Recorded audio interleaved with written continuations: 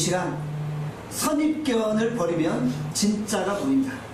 선입견을 버리면 진짜가 보인다 라는 제목으로 하나님의 말씀을 증거합니다. 고향은 우리가 태어나서 자란 곳입니다. 고향은 우리의 마음속 깊이 그리움을 느끼게 하는 장소이죠. 여러분의 고향은 어디이신가요? 고향은 나의 과거가 묻어있는 곳이고 추억과 그리움이 있는 장소입니다. 우리가 고향 생각하면 항상 그리움과 잊혀지지 않는 좋은 추억들이 있잖아요. 고향이라는 것은 나를 가장 잘 아는 곳이기도 합니다. 굉장히 친근한 곳이기도 하지만 또한 나를 가장 잘 알기에 부끄러운 장소이기도 합니다. 고향에 가면 나의 어린 시절 과거를 다 알고 있는 사람들이 살고 있잖아요. 그래서 그들 앞에 서면 항상 부끄러움을 느낄 때가 있다는 것이죠. 우리가 고향에 가게 되었을 때 하나님의 일을 감당하기에 어려울 때가 있는 거예요. 왜냐하면 고향 사람들은 나를 선입견을 가지고 바라보기 때문이라는 것이죠. 오늘 본문 마가복음 6장 1절에 보면 예수님이 고향으로 가셨다라고 말씀하죠. 우리 마가복음 6장 1절 말씀 함께 읽을까요? 시작. 예수께서 거기를 떠나서 고향으로 가시니 제자들도 따르니라. 예수님의 고향에서의 이야기를 언급하고 있는 거예요. 거기서 떠났다고 말씀했는데 이 거기가 어딘가요? 가버나움이죠. 예수님이 가버나움을 떠나 고향 나사렛으로 가신 거예요. 그런데 예수님 주변에 제자들도 함께하고 있다는 것이죠. 사실 예수님의 실제 고향은 어디입니까? 베들레헴입니다. 예수님이 태어난 곳은 베들레헴입니다. 그러나 예수님이 30여 년 동안 살아왔던 곳은 바로 나사렛이라는 것이죠. 나사렛은 작은 도시입니다. 많은 사람들이 모여있잖아요. 그래서 나다나엘은 나사렛에서 무슨 선한 것이 나올 수 있겠냐 이런 말도 했잖아요. 그때 빌립이 뭐라고 이야기했나요? 나다나엘에게 와보라, come and see, 와보라. 예수님은 아주 작은 도시 나사렛에서 공생애를 시작하셨다는 것이죠. 예수님이 지금 나사렛을 방문하십니다. 그런데 사람들이 예수님을 보며 그렇게 환호하고 있지 않아요. 예수님 주변으로 사람들이 몰려들지 않는 거예요. 다른 도시였다면 어땠을까요? 예수님이 어느 도시에 들어가면 막 사람들이 몰려들어요. 왜요? 예수님의 기적을 보고자 했더니 마음이 상한 자, 병든 자, 절망 가운데 있는 자, 고통과 당하는 자들이 예수님이 도시에 모였다 라고 이야기할 때 그곳으로 모여들기 시작합니다. 그런데 유독 나사렛에 예수님이 오셨는데 사람들이 모여들지 않는 거예요. 우리가 주변에 성공한 사람들을 봐요. 성공한 사람들이 고향에 방문할 때 어떤 일이 벌어지나요? 마을 어귀에 플래카드가 붙어요. 그리고 동네 사람들이 그 성공한 사람 앞에 모여들기 시작합니다. 아무개 뭐 당선 축하, 뭐 합격 축하 이러면서 막 사람들이 환호성을 지르잖아요. 사실 나사렛에서도 그런 일이 벌어졌어야 해요. 하나님의 아들 예수님이 고향을 방문하셨어요. 온 천하 만물을 창조하신 하나님의 본체신 예수님이 나사렛을 방문하신 거예요. 그러면 플래카드 걸고 하나님의 아들 예수님 방문 축하합니다 막 환호성을 질렀어야 했어요.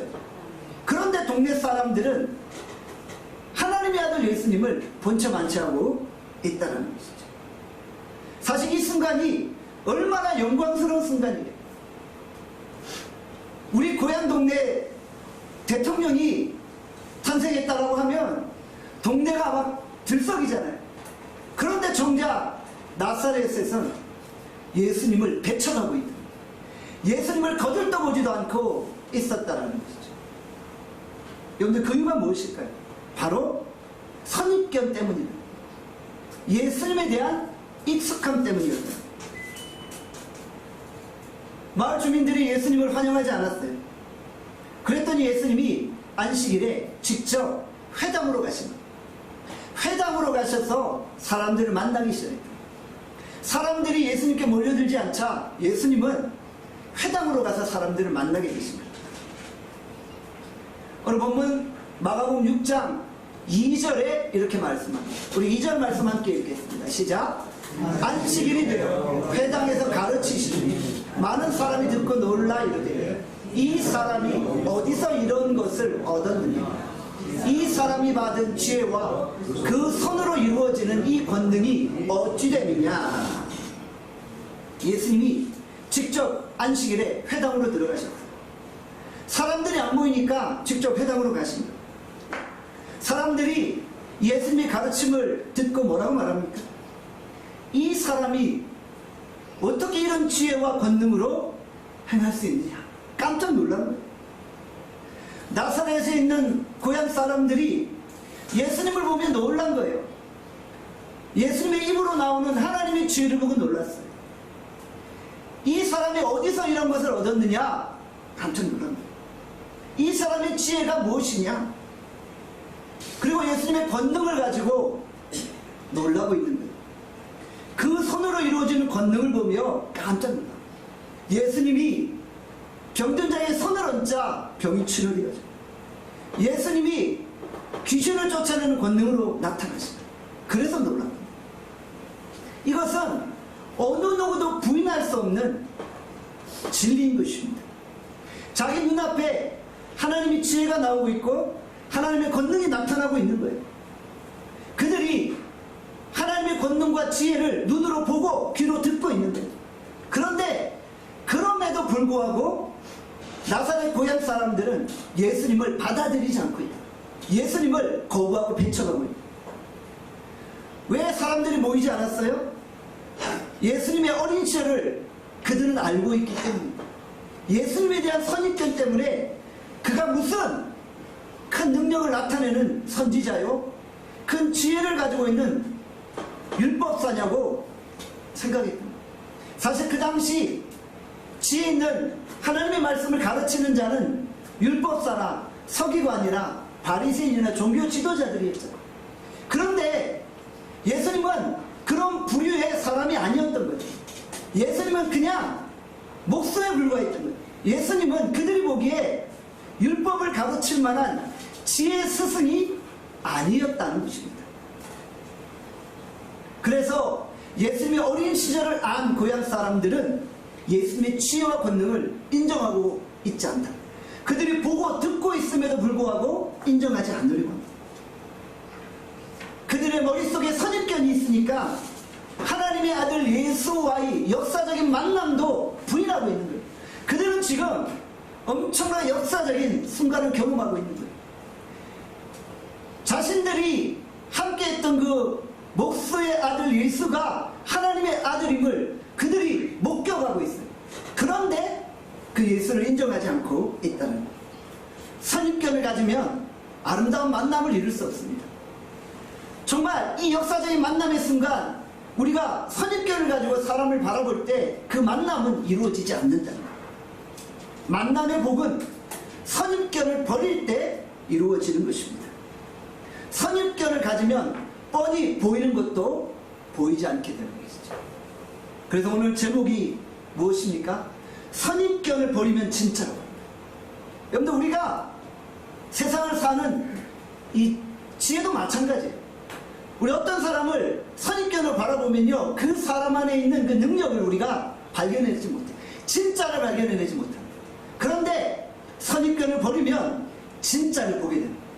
선입견을 버리면 진짜이신 하나님의 아들 예수 그리스도를 만나고 경험하게 되어진다는 것이죠. 우리가 사실은 기적을 본다고 예수님을 만날 수 있는 것은 아니에요. 기적은 사람들을 놀라게 할 뿐이에요. 그리고 나중에 자기가 경험한 그 기적을 부인할 때가 있는 거예요. 아, 이것은 그냥 우연히 일어난 일이에요. 이것은 사실 진짜가 아닐 거야. 우연한 일일 거야. 라고 부인할 때가 있는 거예요. 어떤 분이 직장을 얻기 위해서 기도해요. 함께 합심하여 기도하다 하나님이 직장을 주셨어요. 이게 우연입니까? 우연이 아니잖아요. 기도 가운데 하나님이 허락하신 큰 은혜인 거예요. 이런 기도 응답을 체험하는데 나중에 우리가 의심이 생길 때가 있다는 거예요. 아, 그때 그거 기도 응답이 아니라 그냥 우연히 되어진 일이야. 이렇게 우리가 부인할 때가 있어요. 여러분들, 우리가 잘 아는 우리 함성석 집사님 지금 중환자실에 입원해 있다가 일반 병실로 옮기셨어요. 정말 하나님이 기적 같은 은혜를 베풀어 주신 거예요. 수술하다가 30분 동안 심정지가 왔어요. 의사들이 다 죽는다 그랬어요. 그런데 하나님이 기적같이 살려주셔서 중환자실에 입원해 있다가 지금 이제 의식도 돌아오고 손발도 움직이고 잠깐 말도 하게 되고 이제 모든 것들이 정상으로 돌아와서 일반 병실로 옮기신 거예요. 그런데 이것이 하나님의 기적이에요. 이런 하나님의 기적이 우리 가운데 일어나는데 어쩔 때는 그 기적을 그냥 우연으로 치부할 때가 있다는 거예요. 이것은 하나님의 기적이 아니라 의사가 수술을 잘해서 그런 거야. 의사의 수술 성공 때문이야 라고 부인할 때가 있다는 것이죠. 여러분들, 그렇기 때문에 우리가 어떤 기적이나 경험을 가지고 하나님을 믿을 수 있는 게 아니에요. 우리의 믿음은 하나님의 말씀을 기반으로 해야 된다는 거죠. 말씀이 기반이 되고 말씀 위에 체험이 있을 때 그 체험이 진정한 믿음으로 우리에게 다가오게 되어진다. 말씀이라는 씨앗이 똑같이 뿌려져요. 그 씨앗이 자라고 열매 맺는 거예요. 그리고 그 말씀 위에 우리의 체험이나 기적들이 나타나야지 그것이 진정한 믿음으로 작용하게 되어진다. 예수님을 쫓아다녔던 수많은 그 무리들이 기적을 체험했잖아요. 그런데 나중에 그들이 어떻게 했어요? 예수님을 십자가에 못 박았잖아요. 예수님을 돌로 쳤잖아요. 기적으로 예수님을 믿는 게 아니라 바로 예수님이 하나님의 아들 되심을 믿는 말씀을 향한 믿음으로 가능하다는 것입니다. 씨앗이 없는 상태에서, 말씀의 씨앗이 없는 상태에서 아무리 물을 주고 거름을 주어도 생명력은 자라나지 않는다는 것이죠. 생명이 없이 자랄 수가 없게 되어지는 거죠. 여러분들, 그래서 우리는 하나님의 말씀 중심의 굳건히 서야만 하는 것이죠. 오늘 본문 마가복음 6장 3절에 이렇게 말씀합니다. 우리 3절 말씀 함께 읽겠습니다. 시작. 이 사람이 마리아의 아들 목수가 아니냐, 야고보와 요셉, 유다와 시몬의 형제가 아니냐, 그 누이들이 우리와 함께 여기 있지 아니하냐, 예수를 배척한지라. 이 사람이 마리아의 아들 목수가 아니냐 라고 고향 사람들이 반문하죠. 이 사람이 목수였다라는 것을 생각해낸 거예요. 야고보와 요셉과 유다와 시몬의 형제가 아니냐, 그의 형제들을 본 거예요. 예수님의 어린 시절을 본 거예요. 그리고 예수님의 기적과 예수님의 지혜를 부인하고 있다는 거죠. 예수님을 마리아의 아들 목수라고 했죠. 마리아의 아들 목수. 뭔가 경멸적인 표현이 담겨져 있는 거예요. 목수는 그 당시 어떤 역할을 했나요? 집집마다 방문해서 집수리 했잖아요. 하수구도 뚫어주고 못도 봐가지고 문도 고쳐주고, 오늘같이 이렇게 비가 많이 내리는 날에는 새는 것도 수리해주고 그런 역할을 하죠. 나사렛 동네 목수 출신의 가정이었기 때문에 집집마다 가정마다 다 방문해서 집을 수리해 주었을 거예요. 동네 사람들은 목수 출신인 예수님을 다 알고 있었을 거예요. 그가 얼마 전에 우리 집 문 고쳐줬지, 그런 생각을 하고 있었을 것입니다.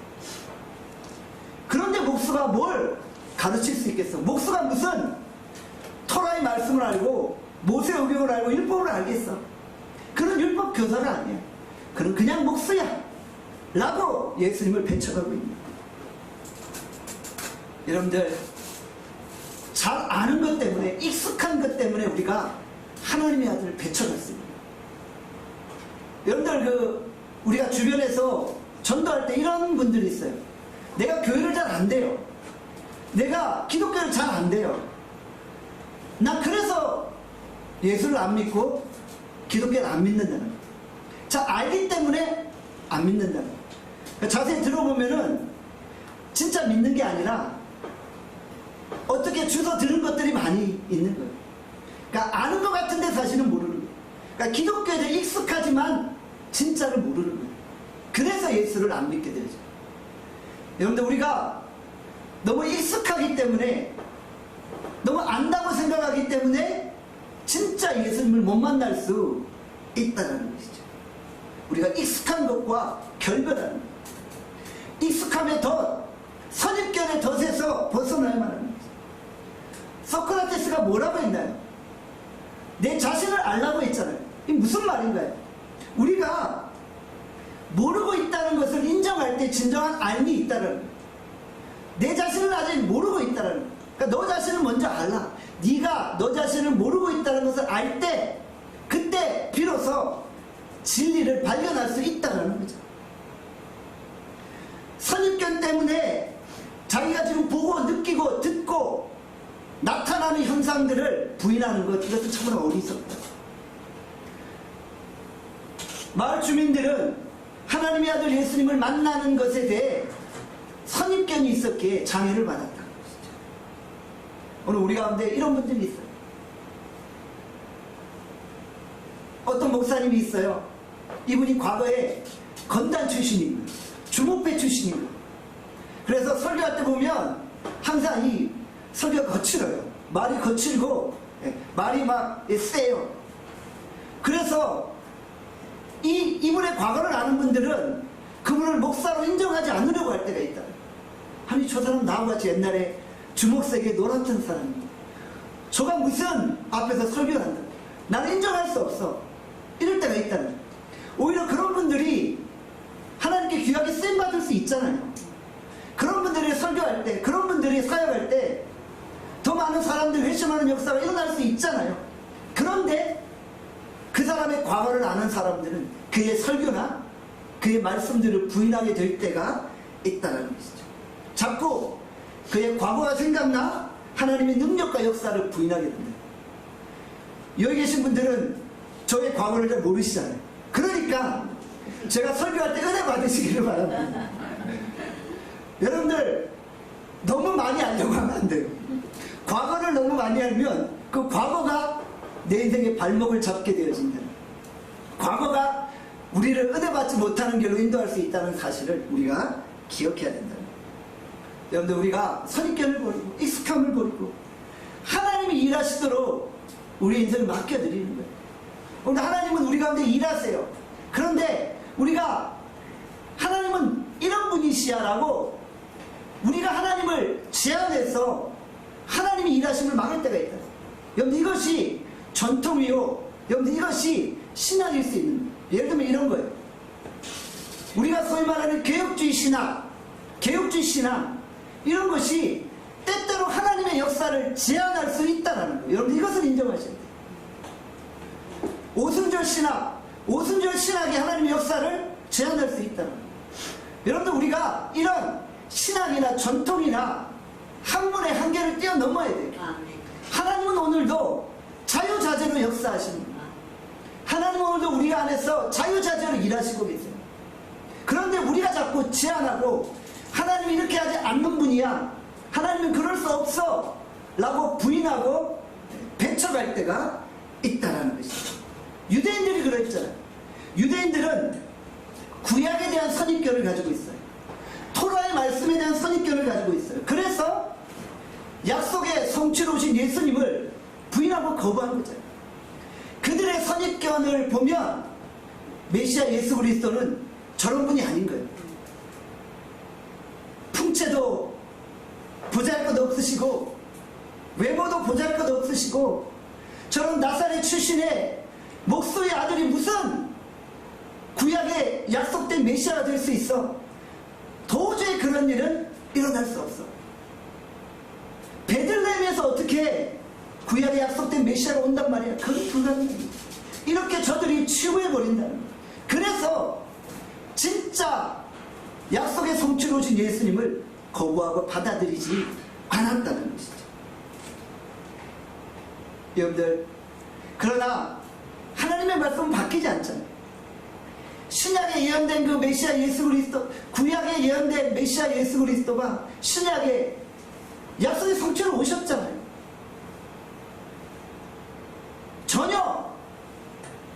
변하지 않은 거예요.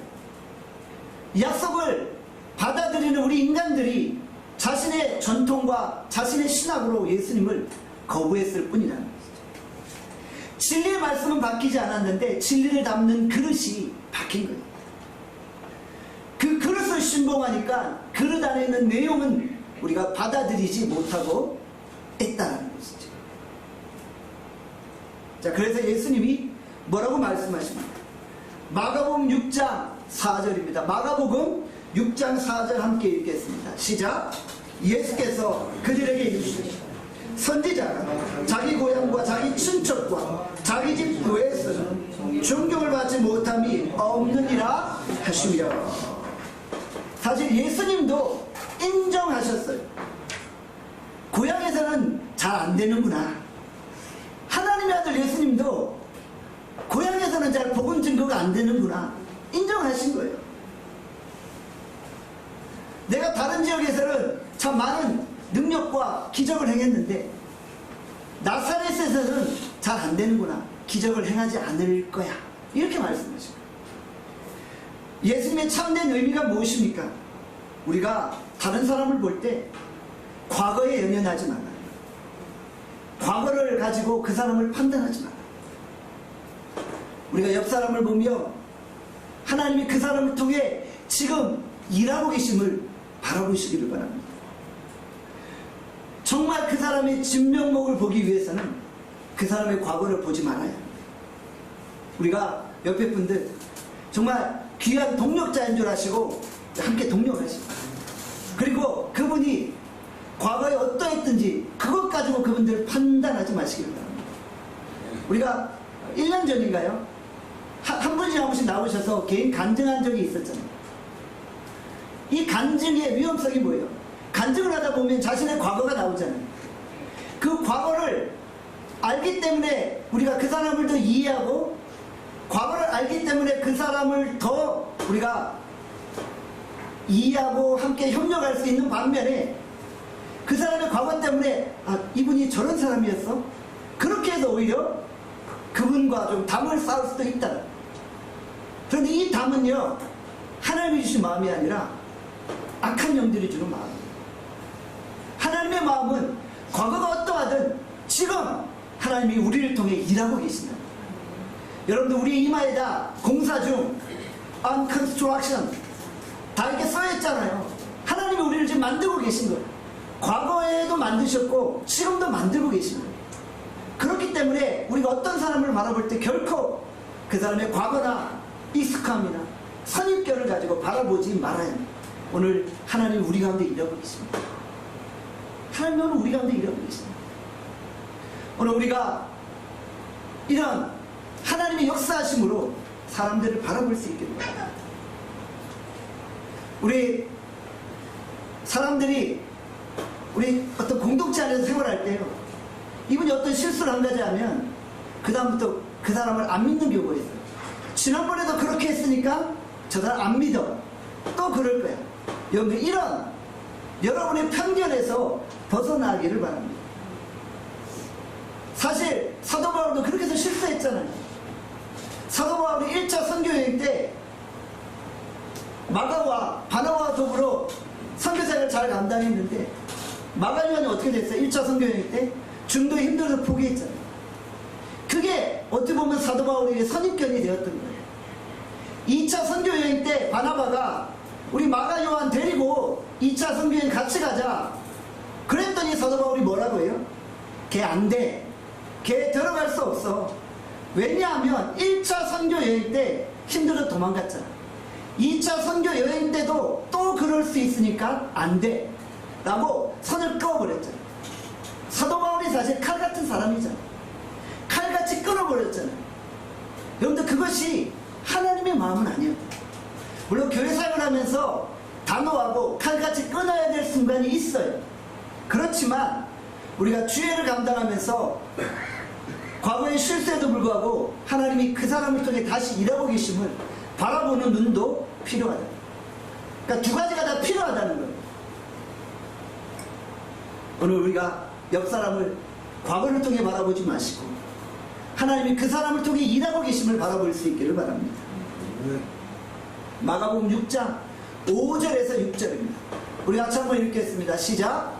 거기서 아무 권능도 행하실 수 없어 다만 소세병자에게 안수하여 고치실 뿐이었고 그들이 믿지 않음을 이상히 여기셨다. 이에 모든 촌에 들어다니시며 가르치시더라. 거기에서 능력을 행하지 않으셨다고 말씀하죠.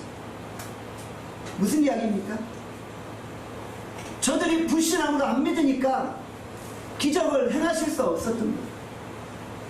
본문에 보니까 믿지 않으면 이상히 여기셨다고 했죠.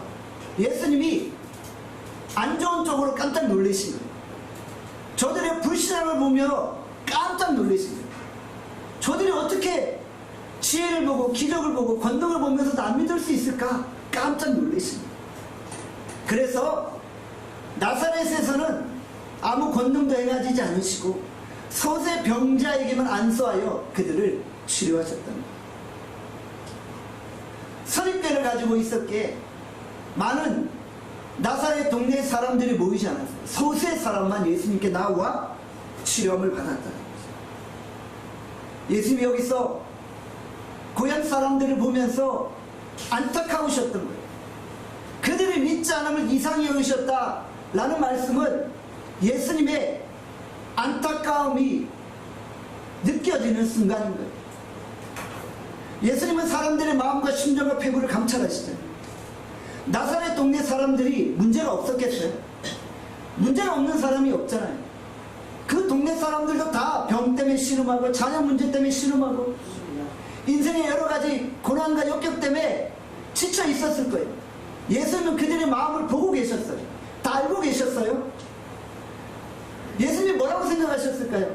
아니 이들이 나에게 나가오기만 하면, 나에게 다가오기만 하면 내가 다 해결해주고 내가 다 고쳐주고 내가 다 치료해 줄 텐데 저들이 왜 나에게 다가오지 않아? 예수님이 이런 생각을 하고 계셨던 거예요. 나에게 한 번만 엎드리면 내가 다 안수하여서 자녀들 다 치료하고 가정 문제, 재정 문제, 물질 문제 다 풀어줄 텐데 왜 나에게 다가오지 않아? 저들이 믿지 않음을 이상히 여기시며 안타까워하셨다. 탄식하고 계십니다. 사도 바울이 이방인의 사도로 부름받았잖아요. 이방인의 사도였던 사도 바울이 누구 때문에 고통당하고 있어요? 동족 이스라엘 때문에 고통당하고 있어요. 로마서 9장에 보면 이런 말씀이 있잖아요. 자기가 이방인의 사도로 이방인들에게 복음을 전하고 있지만 정작 내 동족 이스라엘은 하나님으로부터 멀어진 거예요. 오히려 저들이 하나님의 아들 예수님이 십자가에 못 박고 예수님을 부인하고 있는 거예요. 그래서 사도 바울이 뭐라고 해요? 안타까웠어. 주께서 나를 저주하시고 주께서 나를 심판하실지라도 좆사오니 내 백성 이스라엘은 구원해달라고 하죠. 이런 안타까움이 사도 바울에게 있어요. 바로 예수님의 마음이 그러했다는 거예요. 나사렛이 예수님 자신을 받아들이기만 하면 저들이 구원에 이르고 인생의 문제가 해결될 텐데 왜 저들이 받아들이지 않을까? 이상히 여기시면 놀라고 있다. 우리가 하나님의 역사를 나타내기 위해 해야 될 일이 무엇입니까? 바로 하나님의 아들 예수 그리스도를 믿는 믿음인 것이죠. 그분을 믿으면 됩니다. 그분을 믿고 그분 앞에 나오면 되는 거예요.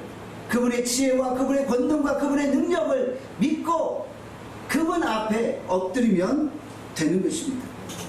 그런데 우리가 예수님을 두 가지 면에서 놀라게 할 수 있어요. 우리가 예수님을 깜짝 놀라게 만들 수 있어요. 두 가지 면에서. 한 면은 불신앙 때문에 놀라게 할 수 있는 거예요.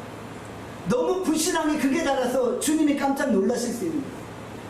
나를 믿지 않아 참 놀랍네. 내가 너희 인생 가운데 그렇게 지금까지 역사했고 너희 가정, 너희 자녀들에게 내가 지금까지 그렇게 은혜를 베풀었는데 나를 안 믿어? 놀랍네. 불신앙으로 우리 예수님을 놀라게 할 수 있어요. 또 우리가 큰 믿음으로 예수님을 놀라게 할 수 있는 거예요. 큰 믿음으로 예수님을 깜짝 놀래킬 수 있는 거예요. 예수님이 놀랬다는 표현이 성경에 여러 군데 등장하죠. 한번 살펴볼까요? 마태복음 8장에 보면은 백부장의 믿음이 등장해요. 우리 같이 한번 읽어볼까요? 마태복음 8장 8절입니다. 함께 읽겠습니다. 시작. 백부장이 대답하되 주여 내 집에 들어오심을 나는 감당하지 못하겠사오니 다만 말씀으로만 하옵소서. 그러면 내 하인이 낫게 싸우나이다. 백부장은 자기 집 종이 아파서 고통당하는 걸 보고 안타까운 일이 있어요. 그리고 예수님께 나가 고쳐달라고 하는 거예요. 백부장이 뭐라고 말해요? 주께서 내 집에 들어오심조차 감당하지 못하겠습니다. 그냥 이 자리에서 말씀만 해주세요. 그러면 내 하인이 낫겠습니다. 내 수하에도 많은 사람들이 있는데 내 명령 하나면 명령대로 이루어집니다.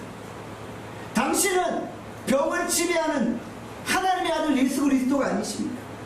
당신이 명령만 내려주십시오. 그러면 그대로 될 것입니다. 예수님이 기이하게 놀라셨잖아요. 기이 여기시고 놀라셨잖아요. 그리고 뭐라고 말씀하십니까? 마태복음 8장 10절입니다. 함께 읽겠습니다. 시작. 예수께서 들으시고 놀랍게 여겨 따르는 자들에게 이르시되 내가 진실로 너희에게 이르노니 이스라엘 중 아무에게서도 이만한 믿음을 보지 못하였노라. 아멘. 예수님이 깜짝 놀라시네. 내가 이스라엘 중에 아무도 이런 믿음을 보지 못했다. 놀란 거예요. 너는 우리가 믿음으로, 신앙으로, 큰 믿음으로 하나님을 놀래킬 수 있기를 바랍니다. 이스라엘의 이런 믿음 나 본 적 없어. 우리가 이렇게 예수님을 놀라게 만드는 거예요. 어떻게 그렇게 안 믿을 수가 있어? 이것으로 놀래게 만드는 게 아니라 큰 믿음으로 주님을 놀래키는 거예요. 마태복음에 또 한 번에 예수님이 놀란 사건이 등장하죠. 가나안 여인이 예수님 앞으로 다가옵니다. 자신의 딸이 귀신 들렸어요. 그런데 예수님이 매정하게 그 여인을 배쳐가는 거예요. 제발 내 딸을 좀 고쳐주세요. 간절히 외쳤는데 예수님이 완전히 그 여인을 무시해버리는 거예요. 자녀의 떡을 개에게 던짐이 마땅하다 라며 그 여인을 완전히 무시하고 개치고 가잖아요. 여러분들, 개라는 표현이 얼마나 경멸적이고 무시적인 표현이에요. 이 여인이 예수님을 향해 나보고 개라고요? 안 그래도 서러운데 당신이 그럴 수 있어요? 라고 오히려 예수님을 공격할 수 있었어요. 그러니 이 여인이 뭐라고 해요? 주여, 옳습니다. 맞습니다. 저 개입니다. 이렇게 예수님께 다가갔잖아요. 그리고 이 여인이 뭐라고 말합니까? 마태복음 15장 27절입니다. 함께 읽겠습니다. 시작. 여자가 이르되 주여 옳소이다만 개들도 제 주인의 상에서 떨어지는 부스러기를 먹나이다 하니. 저 개인데 개들도 자기 집 주인의 상에서 떨어지는 부스러기 먹습니다. 주여 저에게 부스러기의 은혜라도 주십시오. 부스러기라도 저에게 내려주시면 내 딸이 치료되겠나요? 내 딸이 살겠나요? 그랬더니 예수님이 깜짝 놀라신 거예요. 예수님이 깜짝 놀라신 거예요. 그러면 뭐라고 말씀하세요? 여인아 내 믿음이 크도다. 내 소원대로 되리다. 그때부터 그 딸이 낫게 되었다는 거예요. 믿음이 뭡니까? 모든 장애를 뛰어넘는 거예요.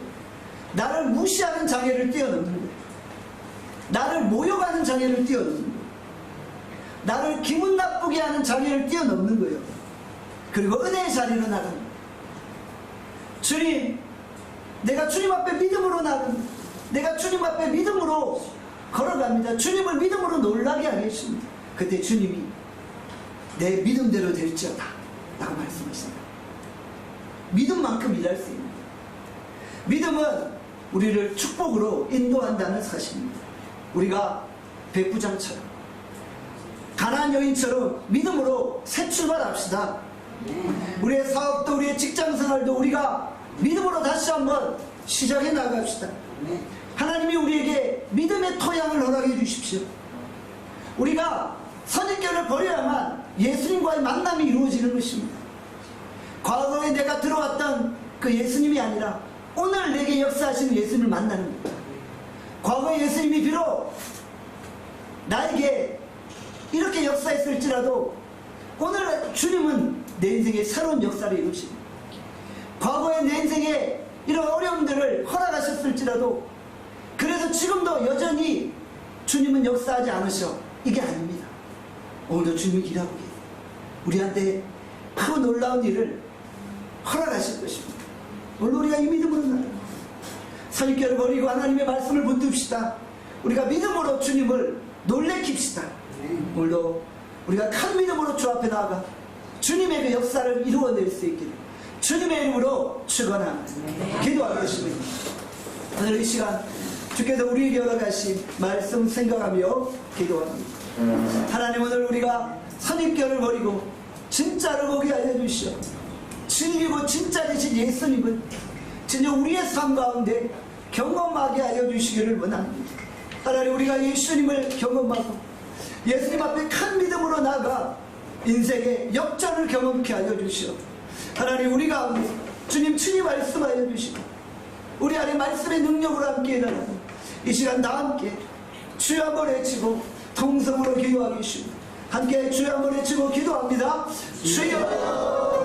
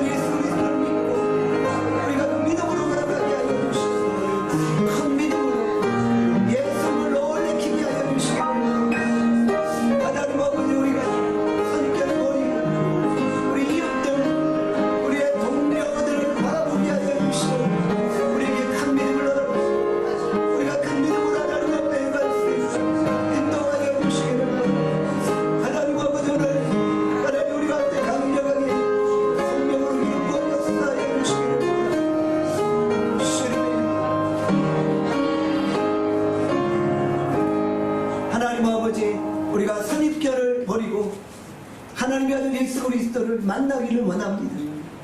우리의 익숙한, 우리의 전통적인 사고, 우리의 신학이 하나님의 능력을 부인할 때가 있지 않습니까? 우리가 철저히 하나님의 그 존재를 의지하고 하나님의 그 능력을 제한하지 않기를 원합니다.